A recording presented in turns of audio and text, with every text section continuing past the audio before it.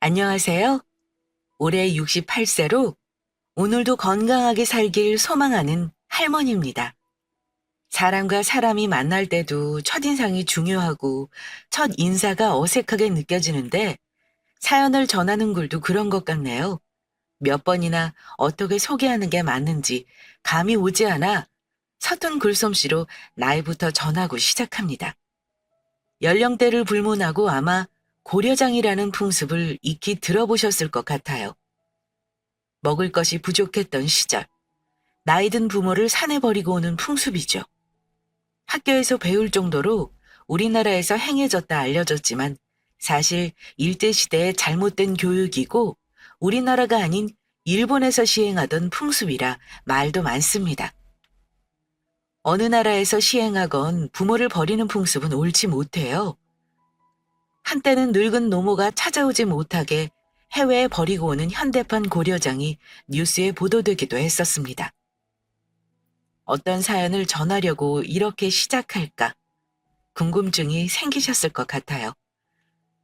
제가 전하는 이야기도 현대판 고려장의 또 다른 모습입니다. 꼭 어디에 버리지 않더라도 충분히 부모를 등지고 살 수 있거든요. 결말은 훈훈하지만 사연을 전하면서도 씁쓸한 이면도 있습니다. 제 마음이 왜 그런지 한번 들어봐 주세요. 연세가 있으시니 정확성을 위해 심장 초음파를 한번 진행해 보시면 좋겠습니다. 평소 지병이 있는 건 아니지만 언제부터 유독 숨이 차올랐습니다. 한 달 전엔 조금 움직일 때 숨이 차오르기에 별다르게 생각하지 않았어요. 나이가 있고 운동을 별도로 하는 것도 아니고 평소 집안에 머물기 좋아해서 잘 걷지도 않습니다. 그래서 당연히 덜 움직이니 몸도 빠르게 늙는구나 생각하고 지나쳤어요. 그런데 요즘 부쩍 숨이 차오르는 게 이상하다는 생각이 들었습니다. 꼭 외출하지 않아도 집안에서 주방을 오가는데도 마치 계단을 몇 개나 왕복했을 때처럼 힘들다는 생각이 들었기 때문이에요. 이상하다는 생각에 빠르게 병원으로 향했습니다. 제가 재산이 많다면 하나밖에 없는 아들한테 짐이 안 되고 제가 병원비 대고 관리할 수 있겠지만 그렇지 못하거든요. 장성에서 한 가정을 이루는 아들에게 짐이 되기 싫어 조금만 이상해도 병원으로 달려가게 되었습니다. 초기에 질병을 발견하면 관리도 수월하고 병원비도 많이 안 든다고 젊은 시절 보험 들어준 지인이 했던 말이 있었거든요. 그래서 혹시나 하는 마음에 병원으로 달려갔는데 제 이야기를 듣던 담당 의사가 심장 초음파를 하자고 했습니다. 심장 초음파요? 제가 심각한가요? 심장이면 고혈압 같은 병이 의심되는 건가요? 어머님 아니에요. 사실 어떤 질환이 의심된다기보다 연세가 있으시니 한 번쯤 촬영해도 좋을 것 같아서요. 특별히 고혈압이 있으신 것도 아니고 평소 건강관리 잘해오셨는데 이상 증상이 있으니 검진해 보려고요. 부담되시면 안 하셔도 돼요. 다음에 증상이 더 심해져서 그때 하셔도 되고요. 그런데 어머님이 한 달 전보다 단기간에 안 좋은 걸 느끼신다고 하니 혹시 다른 곳에 이상이 생기셨나 살펴보라고요. 웬만하면 한번 해보시는 게 좋을 것 같아요. 심장 초음파를 하자는 소리에 덜컥 겁이 났습니다. 건강염려증이라고 우스갯소리로 할 만큼 꾸준하게 제 건강을 보던 의사였거든요. 그런 의사가 심장에 문제가 생겼다는 걸 의심하는 건지 정밀 검사를 하자 하니 당연히 겁이 났죠. 그런 저를 의사는 오히려 안심시켜 주었습니다. 나이가 있으니 한번 정밀 검사를 받는 것도 괜찮다고요. 한 달 사이 증상이 심해진 걸 느낀다면 다음번까지 기다리는 것보다 빠르게 검사를 하는 게 더 낫다고 말을 덧붙였습니다. 제가 워낙 아들 때문에 나쁘지 않았으면 하는 마음을 항상 내비쳤기에 의사 선생님도 혹시나 싶은 단 1%의 가능성을 배제할 수 없다 말씀하셨죠. 검사 비용이 나갈 수 있겠지만 단 1%의 가능성으로 다른 질환을 찾아낼 수 있다면 저도 나쁜 게 아니라 생각이 들었습니다. 그렇게 긴장감을 가지고 검사에 임했어요. 그리고 2주 뒤 담당 의사를 만나게 되었습니다. 어머님, 두 가지 소식이 있어요. 좋은 소식과 나쁜 소식이 있는데 어떤 거 먼저 들을래요? 결과를 들으러 갔는데 의사 선생님이 전해줄 소식이 두 가지가 있다고 말했습니다. 무거운 분위기를 가볍게 만들고 싶은 심산인지 좋은 소식과 나쁜 소식 중 먼저 듣고 싶은 소식이 있냐고 물으셨어요. 심장이 두근거렸습니다. 좋은 소식이면 좋은 소식이지 나쁜 소식은 뭘까? 질병에 걸렸는데 좋은 소식이라는 건 빠르게 발견했다는 걸까? 그럼 나는 앞으로 어떻게 되는 걸까? 담당 의사 선생님에게 답변을 하기 전 머릿속은 이미 복잡해졌습니다. 60세를 넘게 살며 삶에 대한 미련은 크게 없다고 생각했는데 어떤 질병인지 듣기도 전 눈물이 날 뻔했어요. 많이 아플까, 오래 못 살까. 막연한 두려움이 엄습했기 때문입니다. 이런 저를 이해한다는 듯 의사 선생님은 제 손을 지그시 잡아주셨어요. 재촉하지 않으시고 한참을 많이 쳐다보셨습니다. 나쁜 소식 먼저 듣고 싶어요. 어떤 질병인지 저 병 걸린 거 맞는 거죠? 더 이상 의사 선생님을 기다리게 할 수 없어 나쁜 소식 먼저 듣고 싶다 말했습니다. 좋은 소식은 듣지 않아도 초기 발견해서 다행이라는 말 같았어요. 어떤 질병일까? 내 숨을 차오르게 만드는 것. 그리고 내가 앞으로 어떻게 될지 그 부분이 더 궁금했습니다. TV에서 이렇게 큰 병을 의사가 말해줄 때 주인공들 표정이 믿을 수 없다는 표정이던데 지금 내 표정이 어떨까? 감이 잡히지 않았어요. 내 일이 분명한데 내 결과를 듣는 건데 눈앞에 펼쳐진 일이 마치 내 일이 아닌 듯 너무 낯설게 느껴졌습니다. 그래도 피할 수 없었어요. 남편하고 사별한 지 40년도 더 되었으니 고스란히 제가 담당해야 할 부분이었습니다. 네, 어머님. 병에 걸린 거 맞아요. 이름이 조금 생소하실 수 있어요. 폐동맥 고혈압이라고. 우리가 흔히 알고 있는 고혈압과 전혀 다른 희귀 질환이에요. 희귀 질환이라 약값이 비싸다는 게 나쁜 소식이죠. 좋은 소식은 어머님도 예상하실 것 같은데 초기 발견에서 생존율이 높다는 점이에요. 늦게 발견할수록 예후가 좋지 못한데 어머님은 다행히 초음파로 빨리 발견해서 약 섭취 잘하시고 일상에서 관리 잘하면 평소와 다름없는 생활이 가능해요. 나이가 있으니 질환이 생기는 게 이상하지 않았습니다. 그런데 좀 생소했어요. 지금은 이 병에 걸린 지 몇 년 되었고 관리도 하고 약도 먹으니 의사 선생님처럼 자세하게 설명할 수는 없어도 어떤 병인지 알고 있습니다. 하지만 이 병을 처음 들었을 땐 정말 생소했어요. 고혈압은 희귀병도 아니고 약값도 비싸지 않은 걸로 아는데 폐동맥 고혈압은 또 다른가? 싶었습니다. 희귀병이라는 말만 들어도 약값이 싸지 않다는 건 짐작할 수 있어요. 그런데 고혈압이라는 말이 더 와닿아서 그런지 이해가 되지 않았죠. 질병을 관리하며 알게 되었는데 제가 의사 선생님을 잘 만난 게 행운이었습니다. 제 질환은 희귀성으로 발견까지 1년이 넘게 걸리기 때문이에요. 제가 숨이 찬다고 했던 증상은 누구나 발생할 수 있습니다. 젊은 연령층은 물론 저같이 나이 먹은 할머니도요. 발생하는 증상이 저처럼 숨차는 증상 이외에도 다양하다 했습니다.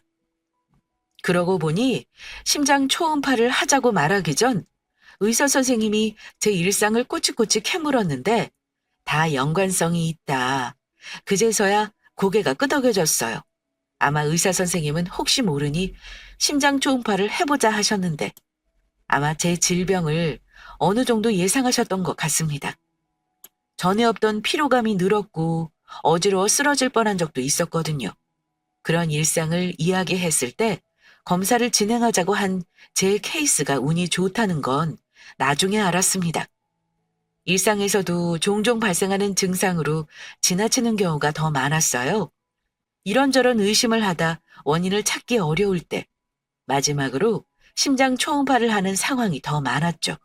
그래서 평균 진단까지 1년이 넘게 소요되는데 저는 한 병원을 오래 다닌 덕분이라 생각했습니다.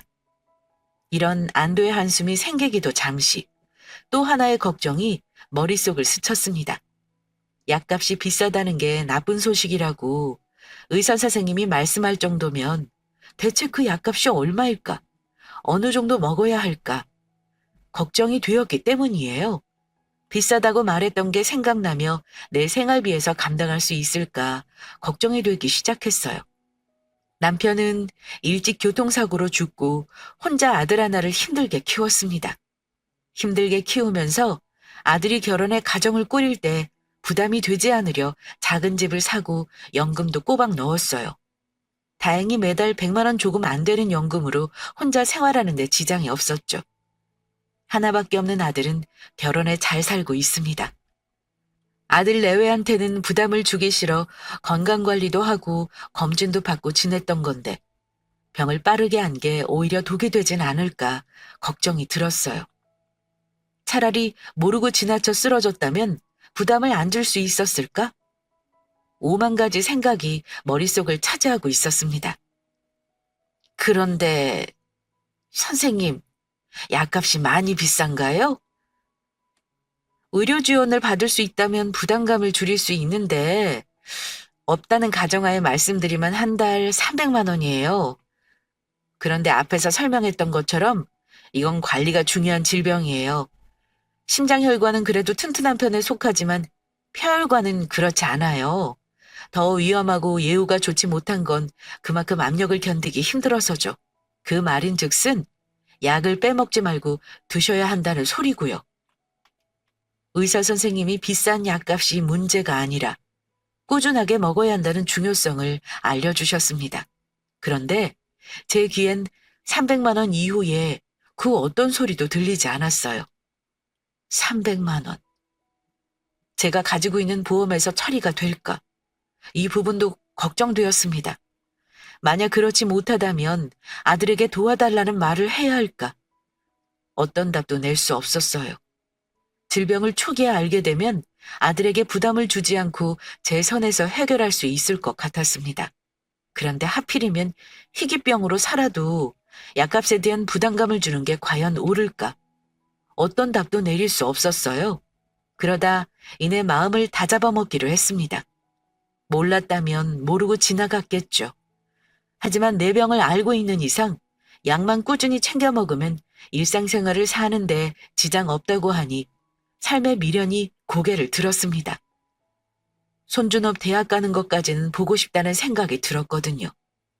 미루지 말고 아들에게 말해보자 싶었습니다. 아들이 능력이 안 된다면 아예 말을 엄두도 내지 않았을 거예요. 그래도 밥 걱정 없이 살 수 있는 능력은 되는 아들이니 부모의 연을 끊지 않겠지 하는 생각도 들었습니다. 네, 어머니, 웬일이세요? 밥은 챙겨 먹었니? 그럼요. 점심시간이 지난 지 언젠데요. 어머니도 식사하셨죠? 병원에서 집으로 돌아와 아들에게 전화를 걸었습니다. 점심시간이 한참 지났는데 말은 쉽게 떨어지지 않고 점심은 먹었냐고 전혀 상관없는 이야기만 하다 전화를 끊었어요. 요즘 하도 시집살이로 이혼하는 며느리들이 많다 하길래 결혼 초부터 거리를 두며 시어머니 노릇을 하지 않았습니다. 아들에게도 결혼하면 엄마 걱정 아닌 아내와 함께 가정을 이끌며 내가 잘하며 부족하게 느꼈던 아빠 자리, 손주에게는 풍족하게 전해주라는 말을 늘 했으니까요. 그런 아들에게 병에 대한 이야기를 하려는데 입이 떨어지지 않았습니다. 안 되겠다 싶어 다시 전화를 했어요. 그리고 주말에 밥 먹으러 집에 한번 내려오라는 말로 전화를 끊었습니다. 아들은 보고 싶으면 보고 싶다고 말씀하시면 되지 그 말이 어려워 몇 번 전화를 거셨냐며 다정하게 굴었어요. 지 애미 속은 아는지 모르는지 어떻게 이야기를 꺼내야 할지 마음이 복잡해졌습니다. 아들은 대기업에 다니고 있습니다.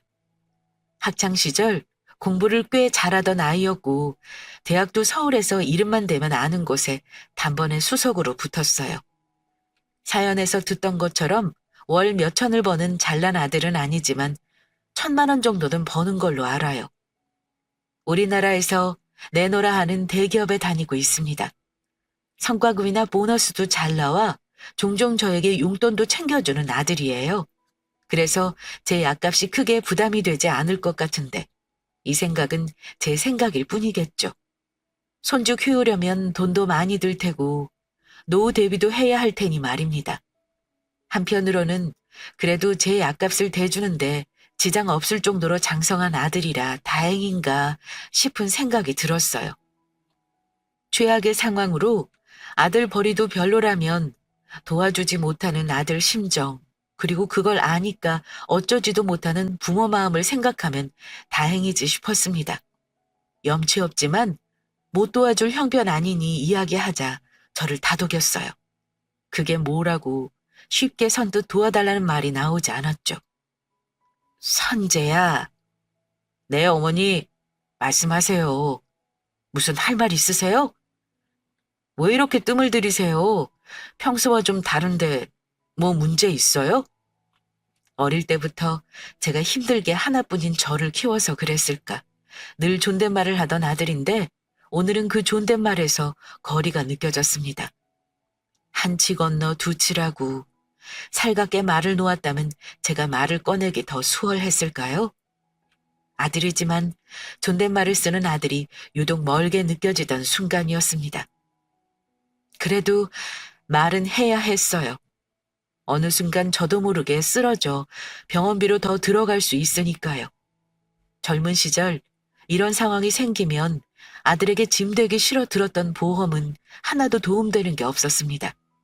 제가 들었던 시절엔 알려지지도 않은 질병이라 혜택을 받을 수 있는 건 없었어요. 오직 아들이 그 치료비를 온전히 부담해야 했습니다. 사람 마음이 참 그래요. 한두 번이라면 염치가 있을 텐데 계속 약값을 내달라는 말을 하기 어려웠어요. 선재야, 엄마가 아프다. 어디요? 걷는 게 불편하다더니 무릎 안 좋으세요? 수영 같은 운동하면 무릎에 부담이 덜 간다는데 어머니도 집에서만 있지 말고 이젠 운동도 좀 하고 그러시는 거 어때요? 사람도 만나고 기분 전환도 하고요. 엄마, 희귀병 걸렸대. 평생 약 먹어야 한대. 어떻게 말을 꺼내야 할까? 머릿속으로 수없이 연습했습니다. 의사가 그러는데 그래도 좋은 소식이래. 다행히 관리 잘하면 지금처럼 사는데 크게 지장 없이 살 수 있대. 이렇게 이야기하는 게 나을까? 아니면 나쁜 소식인데 엄마가 희귀 질환으로 평생 약을 먹어야 한단다. 이렇게 말하는 게 나을까? 결국 약값 대달라는 소리니 엄마 아프다. 약값 좀 대다오. 이렇게 직설적으로 본론만 이야기하는 게 맞을까? 아들 보고 주말에 내려오라 말해놓고 몇 날 며칠을 고민했습니다. 가능한 담백하게 말하고 싶었어요. 그런데 막상 말하는 건 생각처럼 되는 게 아니었습니다. 어렵게 꺼낸 말이 제가 아프다는 말이었으니까요. 아들은 평소 제가 무릎이 불편하다고 한 걸 떠올리곤 수영을 하는 게 어떠냐고 말했습니다. 그런 거라면 좋을 텐데 하는 생각도 하지 못한 채 희귀병으로 평생 약을 먹어야 한다고 저도 모르게 변명하듯 입이 떨어졌어요. 그리고 신기하게 제 일인데 제 일이 아닌 것처럼 말하게 되었습니다. 저에게 벌어진 일이지만 아직도 익숙하지 않았죠. 크게 아픈 거 아니고 지금 이렇게 말하고 일상생활하는데 지장 없으니 저 역시도 죽을 병에 걸린 것처럼 지금 당장 큰일이 난 것처럼 느껴지지 않았어요. 희귀병이요? 어머니, 이렇게 피부색 하나 이상 없고 건강하신 것 같은데 희귀병이라뇨? 병원은 어디 가셨어요? 늘 가던 병원 의사 선생님이 하신 말씀이에요? 대체 어떤 병원인데요? 그것 때문에 며칠 전 전화했던 거예요? 오늘 보잔 소리도 그것 때문이고요? 아들은 제가 어색하게 굴던 이유를 이제서야 안다는 듯 물어왔습니다. 아들 어릴 때부터 신촌 세브란스에 갔던지라 저 역시도 그 병원에 오래 다녔어요.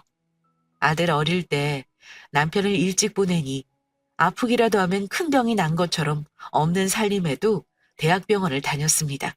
혹시라도 큰 병이 걸려도 큰 병원이니까 조치도 빠르고 어떻게든 내 아들을 살릴 거라는 믿음 하나 때문이었죠. 그걸 아는 아들은 늘 가던 병원이냐고 물었습니다. 다른 곳이 아니라 대학병원이니 어떤 질환이든 의사가 말하는 게 기정사실인 셈이니까요. 그동안 꾸준히 다녔던 걸 아들도 알고 있으니 더 깊게 물어보진 않았습니다. 모든 과정들이 불필요하고 아들의 관심은 제 약값, 대체 어떤 병이길래 약값이 그만큼 들고 계속 필요하다는 걸까? 그에 대한 관심이 더 큰 듯 보였어요. 한 달 전 숨이 차올라서 나이가 들면 다 그러니까 그런 줄 알았지. 그런데 최근 아무것도 안 해서 숨이 차올라 이상이 생겼다 싶었어. 병원에 갔더니 나이도 있고 심장 초음파 해보자 해서 알았다 했지. 그래서 폐동맥 고혈압을 알게 된 거야. 나는 운이 좋았대. 다니던 병원이라 평소 검사했던 거 질환 여부 다 알고 있으니 전에 없던 증상이라 검사를 한 거지.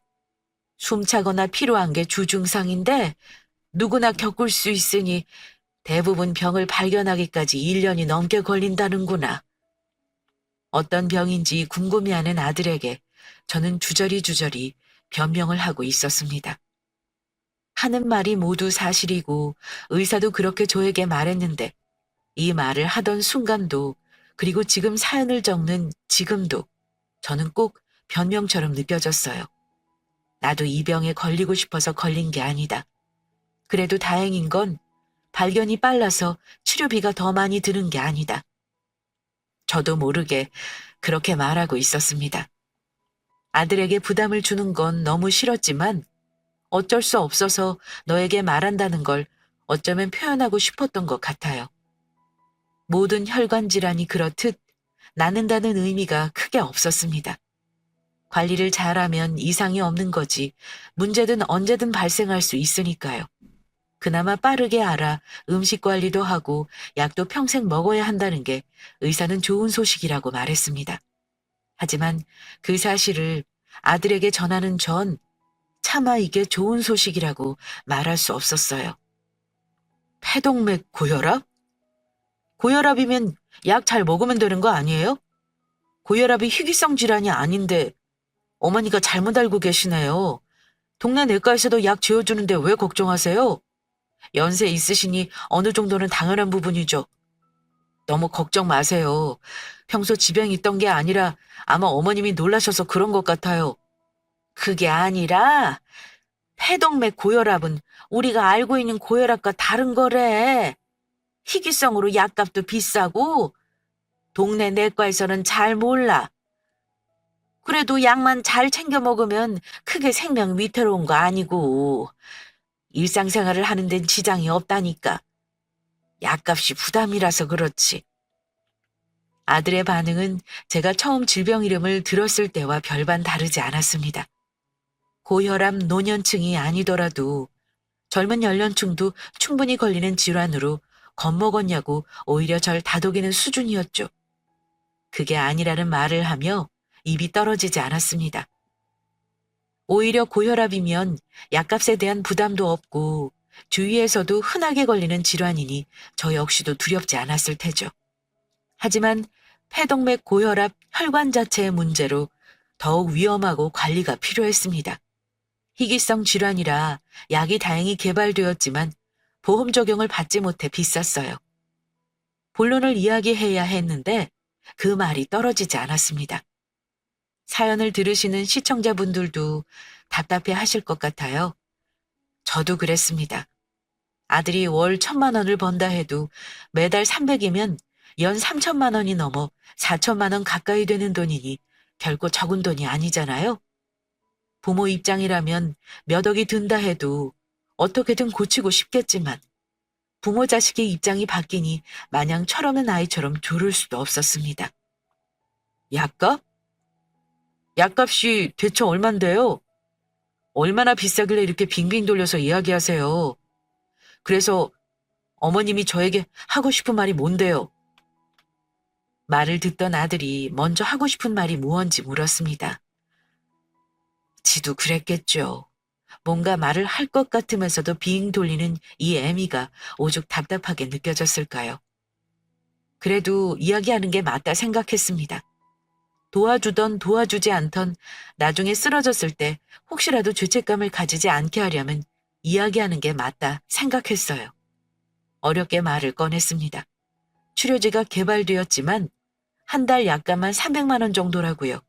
그 비용도 차마 입에 올라오지 않아 비싸다는 말을 몇 번이나 되풀이했는지 모르겠습니다. 제가 다 늙어서 되갚아줄 수 있는 형편도 못 되고 좋은데 먹고 쓰는 것도 아니고 좀 더 살아보겠다고 약값으로 300만 원을 매달 써야 한다는 소리가 어려웠어요. 아마 부모들 마음이 다 같지 않을까 짐작해 봅니다. 놀러 가는 거, 좋은 옷 입는 거, 맛있는 거 한 끼 사 먹는 것처럼 마음 먹고 한 번에 끝날 수 있는 문제가 아니란 걸 아니까 더 그랬어요. 어떻게 될지 모르고 제가 살아있는 한 평생 지출해야 할 돈이니 그 부담감을 알기에 말이 선뜻 나오지 않았던 거죠. 저도 알거든요. TV에서 대기업 다니는 게 길지 않다고 떠들어대니 아들이 지금 버는 돈이 언제까지 벌 수 있는 돈이 아니라는 건 말입니다. 노후 대비, 손주 키우는 것, 집 대출금 갚아야 하는 거 뻔히 하는데 거기에 제 몫을 달라는 말이 염치 없다는 생각이 들 정도였으니까요. 네? 300만 원이요? 별다르게 치료하는 것도 아니고 약값만 300만 원이요? 어머니, 제대로 알아보신 거 맞아요? 제가 예상했던 것보다 아들은 더 크게 반응했습니다. 그나마 다행인 건 며느리가 주말에 일이 있어서 함께 오지 않았다는 거죠. 함께 왔다면 아들 반응에 전 아마 쥐구멍이라도 숨고 싶었을 것 같습니다. 겉으로 볼 때 외관상 아무 건강 이상을 느낄 수 없어서 더 그랬던 것 같아요. 어디라도 아프고 힘들어 보인다면 문제의 심각성을 알 수 있을지 모르죠. 하지만 제 질환은 그런 게 아니었습니다. 겉에서 볼 땐 아무 이상 없어 보였어요. 마치 시한폭탄을 안고 살아가는 느낌이죠. 약을 먹지 않으면 언제 무리가 올지 모르고 이상이 생긴다면 생존율은 점차 낮아졌습니다. 이런 말들을 구차하게 하기 싫었어요. 목숨을 구걸하는 느낌이 들었습니다. 이미 치료비가 많이 들 것 같아 아들에게 말 꺼내는 것 자체가 도와달라는 소리이기 때문에 더 세세하게 상황을 전하기 싫었어요. 씁쓸한 마음 한편으론 그나마 며느리가 오지 않아서 다행이라는 생각밖에 들지 않았습니다. 며느리가 있었다면 달라졌을까? 며느리도 같은 생각일까? 이런 생각이 아니라 며느리 앞에서 창피당하지 않아 다행이라는 안도감이었어요. 돈이라는 게 참 그래요. 300만 원 있어도 그만일 정도로 크게 성공했다면 우리 아들도 안 그랬겠죠. 저는 그렇게 생각 들었습니다. 대기업 다닌다고 잘된 아들이라고 어디 가서 말할 정도지만 한 달 300만 원이 작은 돈은 아닌 건 분명했으니까요. 이런저런 생각과 걱정이 꼬리에 꼬리를 물며 어렵게 꺼낸 결과는 생각보다 처참했습니다. 아들의 반응은 냉담했고 제 안위를 걱정하는 것보다 300만 원이라는 한 달 치료비에 더 민감하게 반응했으니까요. 사람 마음은 똑같구나 싶었습니다. 3년도 안 돼 1억이라는 돈이 공중에서 사라지니 엄마를 살려야 한다는 생각보다 돈의 액수가 더 크게 다가온다 생각했어요. 서운하고 자식 키워도 소용없다는 생각도 들었지만 모르는 것도 아니기에 만감이 교차했습니다. 어머님, 한두 번이라면 저도 어떻게 해드리는데 매달 300만 원 치료비는 저도 힘들어요. 어머님 저 키우실 때 뭐라 하셨어요? 결혼하면 어머님 걱정 말고 가정 꾸려서 제가 잘하며 온전히 누려보지 못한 가정에 집중하고 사시라 하셨잖아요. 이제 와서 달라질 거 없어요. 자식들 고려하지 마시고 알아서 하세요. 주택연금 받는 방법도 있고 알아보면 방법 많이 있을 거 아니에요.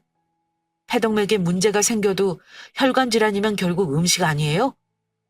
먹는 거 신경 쓰고 조절하면 될 것 같은데 자식들 고려하시지 말고 어머님 건강 챙기며 지내세요. 눈물이 나올 것 같았습니다. 냉철하게 말하는 아들의 말이 구구절절 맞는 것 같다는 생각이 들었어요. 내가 염치가 없었구나.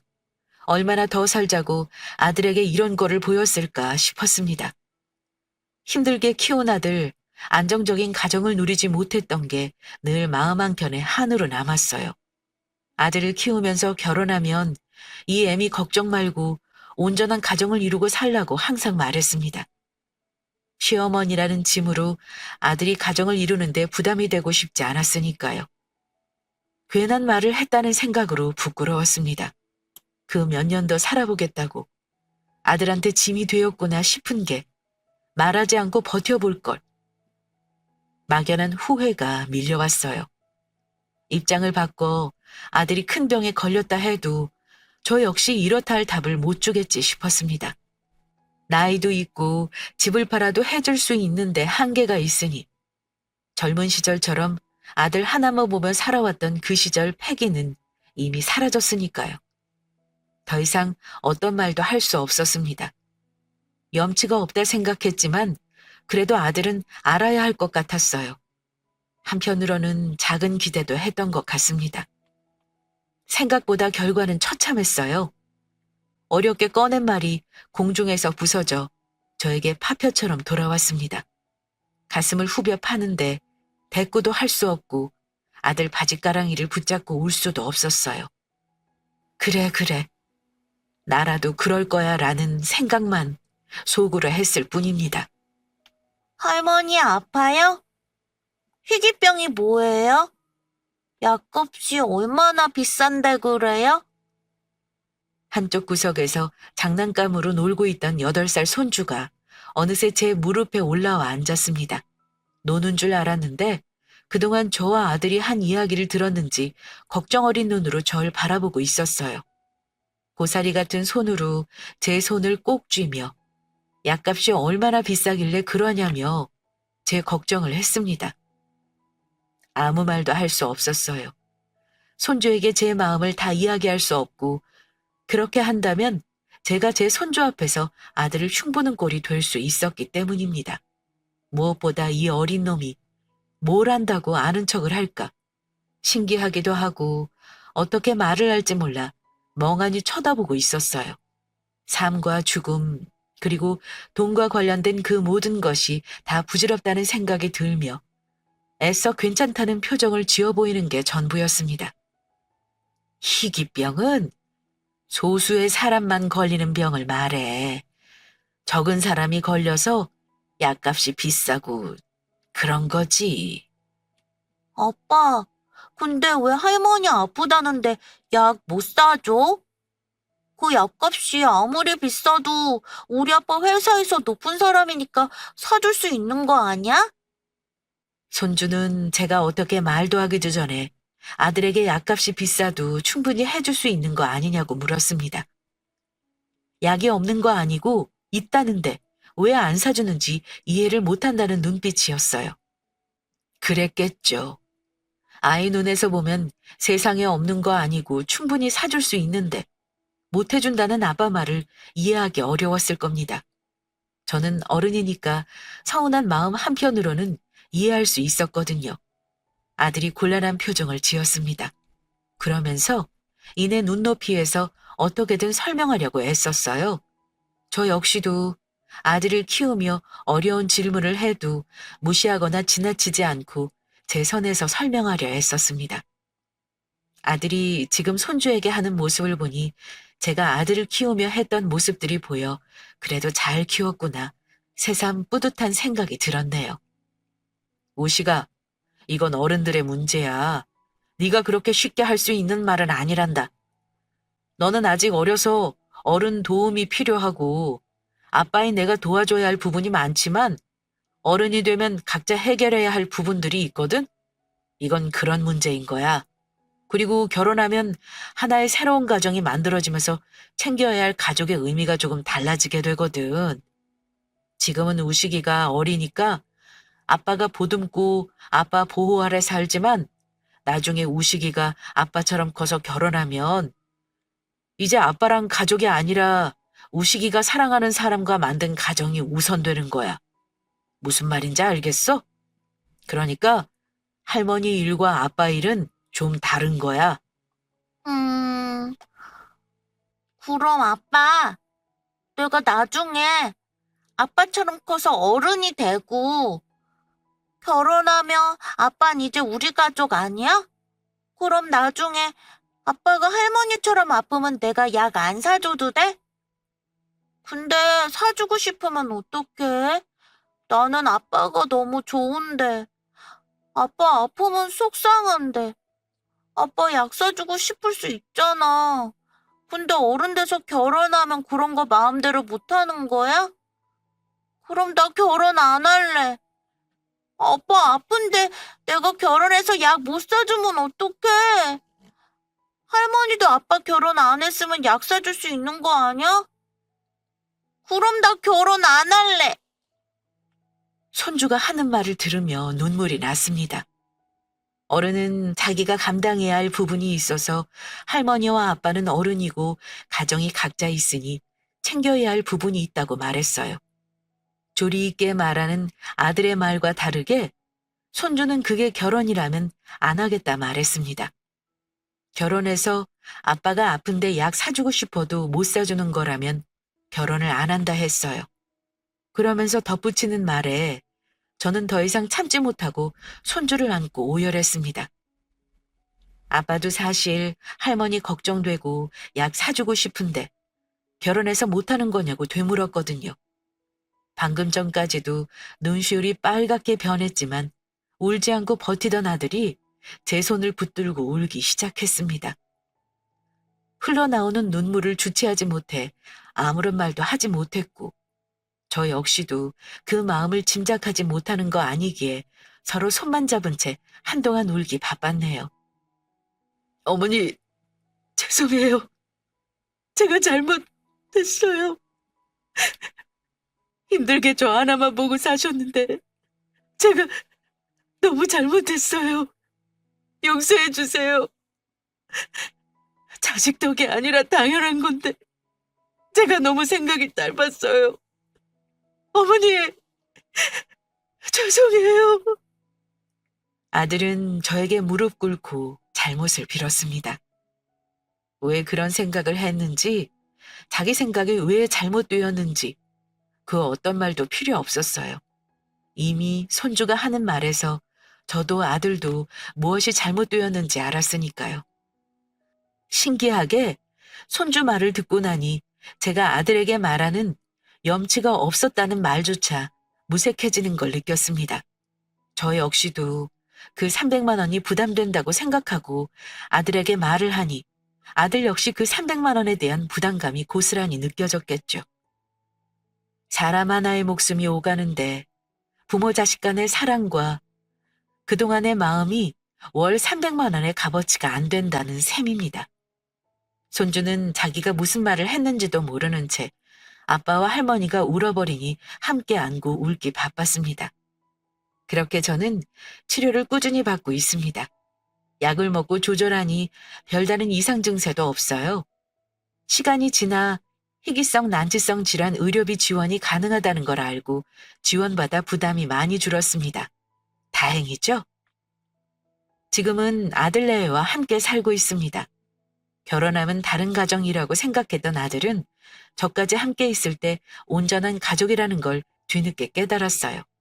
저 역시도 손주의 말로 자식에게 부담이 아니라 가족이라면 당연하다는 걸 알게 되었습니다.